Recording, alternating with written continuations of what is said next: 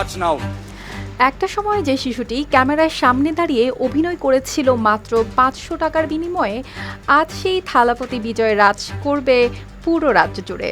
এমন উত্থানের গল্প সিনেমায়ও খুব কম দেখা যায়।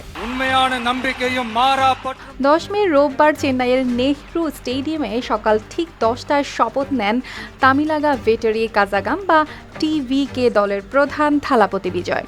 কয়েকদিন ধরে সরকার গঠন নিয়ে চলা টান টান নাটকীয়তার পর শেষ পর্যন্ত কংগ্রেস, ভিসিকে, সিপিআই ও সিপিএম এর সমর্থনে সরকার গঠন করে তার দল। হাজার হাজার সমর্থকের চিৎকার, পতাকার ঢেউ ও ক্যামেরার ফ্ল্যাশে পুরো স্টেডিয়াম তখন যেন সিনেমার ক্লাইম্যাক্স দৃশ্য। কিন্তু এই যাত্রা শুরু হয়েছিল অনেক ছোট জায়গা থেকে। বিজয় জন্মেছিলেন একেবারে সিনেমার পরিবেশে। বাবা এস.এ. চন্দ্রশেখর ছিলেন জনপ্রিয় নির্মাতা। বাবার পরিচালিত ভেটারি সিনেমায় 1984 সালে শিশু শিল্পী হিসেবে প্রথম অভিনয় করেন তিনি। সেই কাজের জন্য পারিশ্রমিক পেয়েছিলেন মাত্র 500 রুপি। তখন হয়তো কেউ ভাবেনি একদিন এই ছেলেটি দক্ষিণ ভারতের সবচেয়ে প্রভাবশালী তারকাদের একজন হবেন। বিজয়ের বাবা পরে এক সাক্ষাৎকারে বলেছিলেন, ছোটবেলাতেই বিজয় নাকি তাকে জানিয়েছিলেন একদিন তিনি তামিলনাড়ুর মুখ্যমন্ত্রী হবেন।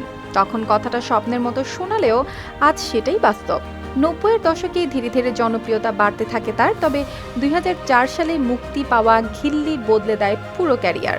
সেই সিনেমার পর সাধারণ দর্শকের কাছে তিনি হয়ে ওঠেন মাস হিরো। এরপর একের পর এক hit cinema থুকাকি, Marcel, Bigil, Liu সবগুলোই তাকে নিয়ে যায় অন্য উচ্চতায়। মজার বিষয় হলো ভারতের অনেক তারকা যখন প্যান ইন্ডিয়া সিনেমার দিকে ঝুঁকেছিলেন, বিজয় তখনও মূলত তামিল সিনেমাতেই ছিলেন। তবু তার জনপ্রিয়তা কমেনি।